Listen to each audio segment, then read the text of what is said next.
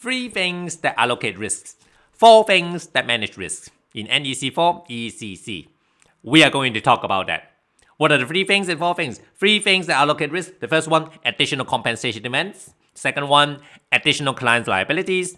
And the third one, selection of main options and secondary options. 4 things that manage risk. The number 4 here is early warning process. We are going to talk about that.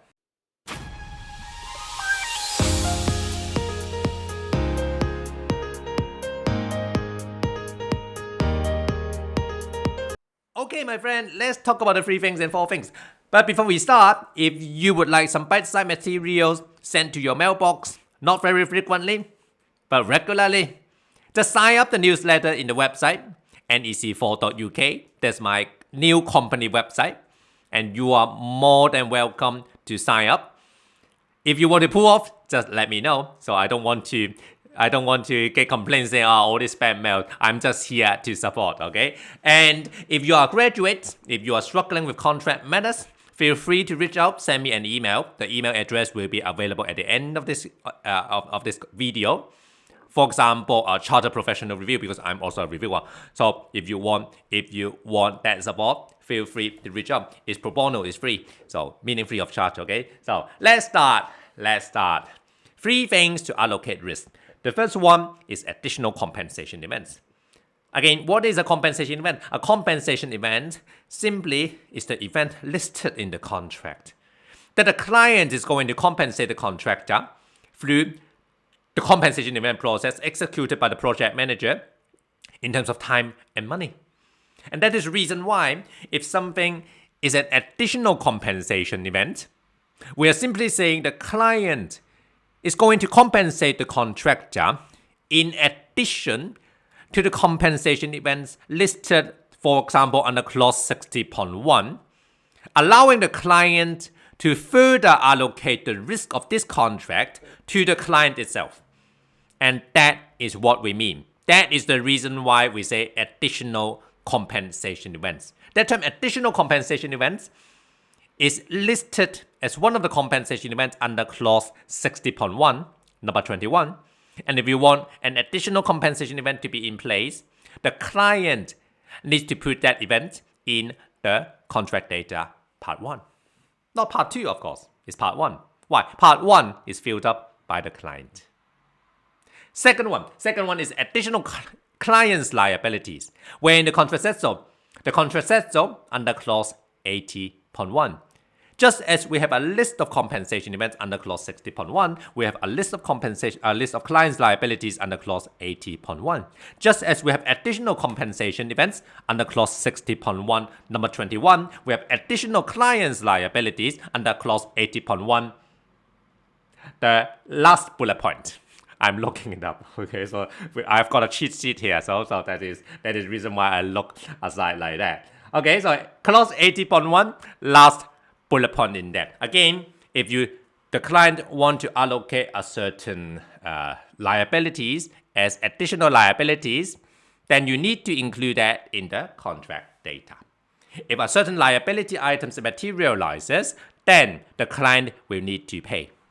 So that is number 2. Number 3 that allocates risk is the selection of main options and secondary options.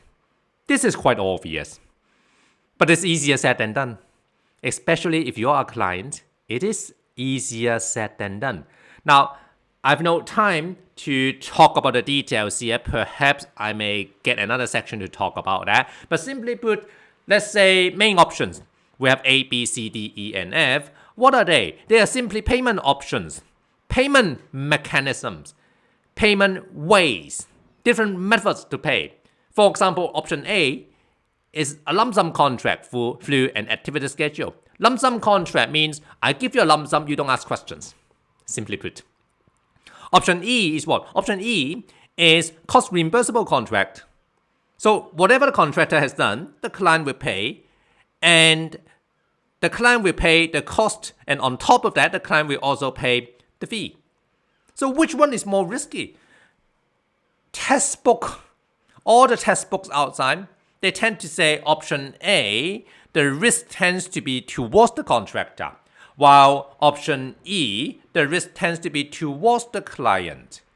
Which makes sense, actually, which makes sense. But in the real world outside, it may not be so. It may not be so. It depends on different contracts. It depends on different projects. Especially if you, the client, are not sure about the scope. If you're not sure about the scope, meaning you are going to change the scope anyway, then option A is that risk-free. Sometimes I would say option A, for those types of projects or contracts in which the scope is not very certain, is actually not risk-free. It's very risky.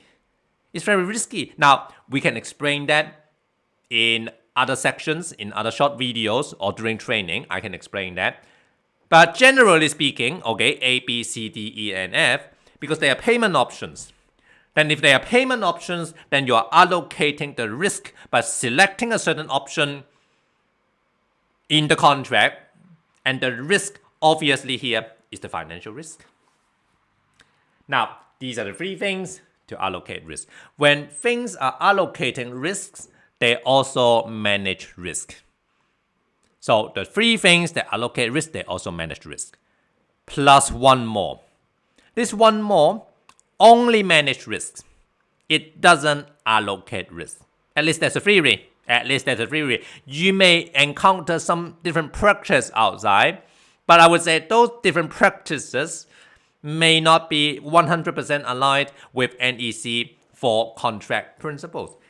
Now, number 4 here is early warning process. What is an early warning process? An early warning process simply is a process in the contract allowing the project manager and the contractor to identify some issues and list them out in the early warning register as early warnings. And they're going to talk about that in early warning meetings. Identify some actions, mitigation measures, and make some important records and update the early warning register. Basically, it's clause 15.1 to clause 15.4. Why is it not a process to allocate risk? Because throughout the contract, under clause 15.1 to 15.4, we do not see any clauses in there allowing the client to allocate the risk to either the client or the contractor. And therefore, fundamentally, this early warning process is not a means to allocate risk. In fact, if you want to allocate a certain risk item as listed in the early warning register, you may as well create another risk reduction register or risk register. Some people call it risk register. Systematic risk register. Quantitative risk analysis. All these different risk allocation mechanism. In NEC Form, we simply say an early warning process is a process to allow the project manager and the contractor to come together and talk. That is part of the collaboration principles in NEC Form, in fact. And that is the reason why in NEC Form, under clause 15.2, we say basically it's the contractor and the project manager to come together. Unless they both agree, then say the subcontractor may attend, the client may attend, the supplier may attend. And therefore we say an early warning register or an early warning process is a means to manage risk. It is not a means to allocate risk. So I hope this video is still helpful for you. I will try to produce more videos because some people keep chasing me on videos. So I will try producing more videos on different topics. If you have a certain topic that you would like to know, let me know. Send me an email, subscribe to the newsletter. I will be sending out some very small articles to all of you who have subscribed very soon.